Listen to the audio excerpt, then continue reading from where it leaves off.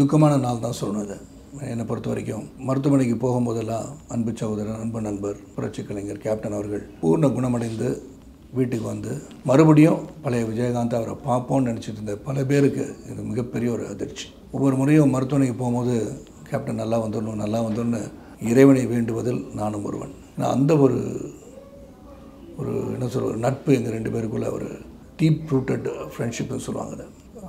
அதாவது என்னுடைய வாழ்க்கை பயணத்தில், கலைவுல பயணத்தில் வந்து ஒரு மிகப்பெரிய ஒரு சரிவை நான் பார்க்கும்போது என்னை சப்போர்ட் பண்ணது விஜயகாந்த். பல முறை நான் சொல்லியிருக்கேன். அவன் அலுவலகத்துக்கு போனது எனக்கு பசுமையாக எனக்கு ஞாபகம் இருக்குது. புலனசாரணை படத்துக்காக அவருடைய மேக்கப் அண்ட் ராஜுவனை அவர்கிட்ட கூட்டு போனார். அதுதான் முதல் சந்திப்பு, நேரடி சந்திப்பு விஜயகாந்த் சாரோட. அவர் ராவுத்தர், டைரக்டர் செல்வமணி.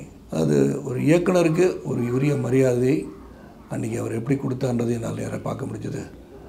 அவருடைய முடிவுக்கு எந்த ஒரு மாற்றம் இல்லாமல் ஒரு புதுமுகத்தை அந்த படத்தில், ஒரு மிகப்பெரிய ஒரு படத்தில் இன்ட்ரடியூஸ் பண்ணணும் போது அவர் எந்த ஒரு இதுவும் கேட்கல, யார் என்னன்னு கேட்டுக்கல. படம் தயாரிச்சிருக்காரு அப்படின்னு அந்த மேக்கப் அண்ட் ராஜு சொல்லியிருப்பாங்க. படத்தில் போட்டார். அன்று துவங்கிய அந்த நட்பு இன்று வரை நான் வந்து விஜயகாந்த் வாழ்ந்து கொண்டிருக்கிறார் தான் நினச்சிட்ருக்கேன். நான் இன்னும் 2 ஆண்டுகளாக அவரை சந்திக்க முயற்சி பண்ணி அவர் பார்க்க முடியலன்றது ஒரு மிகப்பெரிய வருத்தம் தான். கடைசியாக ஒரு 40 ஆண்டுகள் கலைப்பயணத்தில் பேசுனது ஞாபகம் இருக்குது. அவர் பக்கத்தில் உட்காந்து ரொம்ப மெல்லிய குரலில் பேசிகிட்டு இருந்தார். அப்போயே வந்து பழைய நண்பரை பார்க்க முடியவில்லையே என்ற ஒரு மிகப்பெரிய ஒரு ஆதங்கம் எனக்கு உள்ளே இருந்துகிட்டே இருந்துச்சு.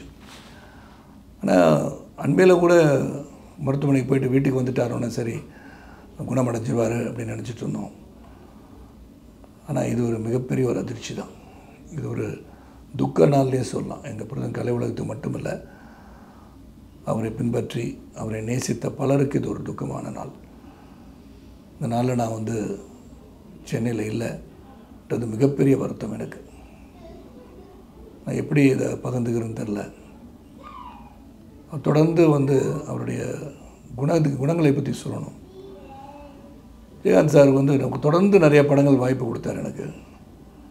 அதுக்கப்புறம் பார்த்திங்கன்னா ஒரு மிகப்பெரிய ஒரு கதாநாயகன், வளர்ந்து வருகின்ற ஒரு கதாநாயகிக்கு வாய்ப்பு தருவார்களா என்பது வந்து மிகவும் கடினம்.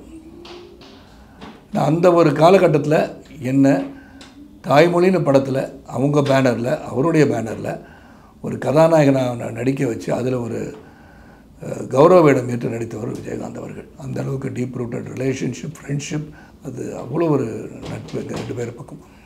அதில் நடிகர் சங்கத்தில் அவருடன் பயணித்த காலங்களை நினைத்து பார்க்கின்றேன். அவருடைய ஆளுமை திறன் அதில் நான் பார்க்க முடிஞ்சுது. அதே மாதிரி எனக்கு கொடுத்த மரியாதை, அது வந்து பொதுச்செயலாளர்கிட்ட பேசிக்கோங்க, எந்த டிபார்ட்மெண்டலைசேஷன் சொல்லுவோம், அந்த மாதிரி பொதுச்செயலாளர் நீங்கள் பேசிக்கோங்கன்னு சொல்லிடுவார். அவர் எடுக்க வேண்டிய முடிவு அவர் எடுப்பார், நான் எடுக்க வேண்டிய முடிவு என்னை எடுக்க விட்டுருவார். அது வந்து மறக்க முடியாத ஒரு கலை நிகழ்ச்சி வந்து விஜயகாந்த் தலைமையில் தான் அது நடக்க முடியும். அது நடந்துச்சுன்னா அதுக்கு அவர் தான் காரணம்.